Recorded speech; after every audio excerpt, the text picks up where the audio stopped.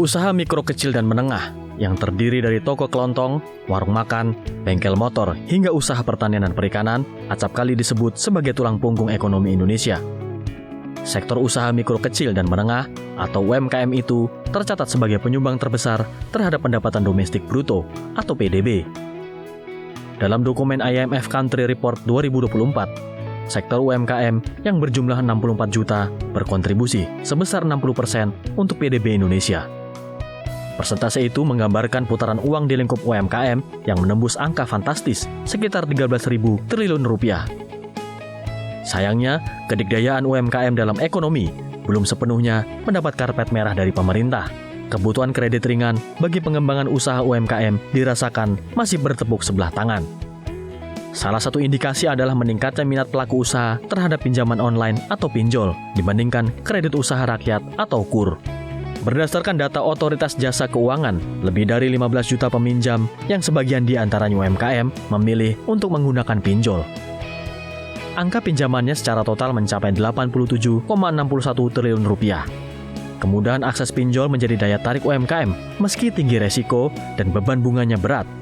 Badan Akuntabilitas Keuangan DPR RI menilai kondisi ini menjadi tantangan pemerintah untuk menciptakan penyederhanaan akses terhadap KUR.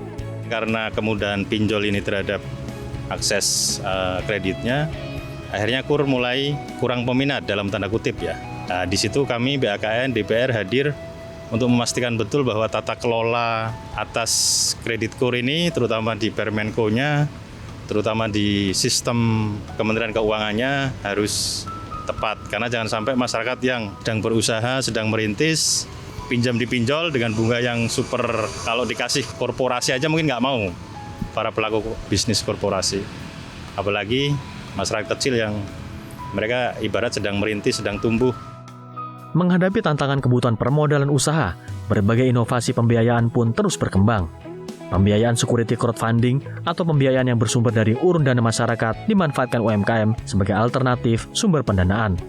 Metode ini melibatkan masyarakat luas dengan cara membeli sekuritas seperti saham, obligasi, dan sukuk melalui platform online. Skema ini bahkan diminati lebih dari 190.000 investor di wilayah Cirebon, Indramayu, Majalengka, dan Kuningan. Berdasarkan data OJK, total dana yang dihimpun dari wilayah tersebut mencapai 24,9 miliar rupiah. Namun Komisi 11 DPR RI menilai investor security crowdfunding memiliki resiko tinggi.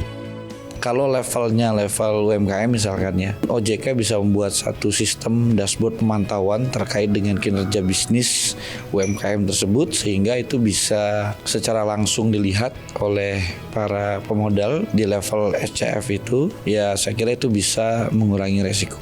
Jadi SCF itu potensial untuk UMKM gitu, tetapi risiko gagal bayar juga tinggi gitu ya. Makanya ini perlu tingkat survival UMKM SCF di daerah itu saya kira juga perlu datanya diperbaiki. Kemudian OJK perlu juga untuk mendorong bank-bank daerah itu ikut membiayai UMKM, dan memang kan sudah ada dorongan gitu ya dari pemerintah untuk lebih meratakan UMKM.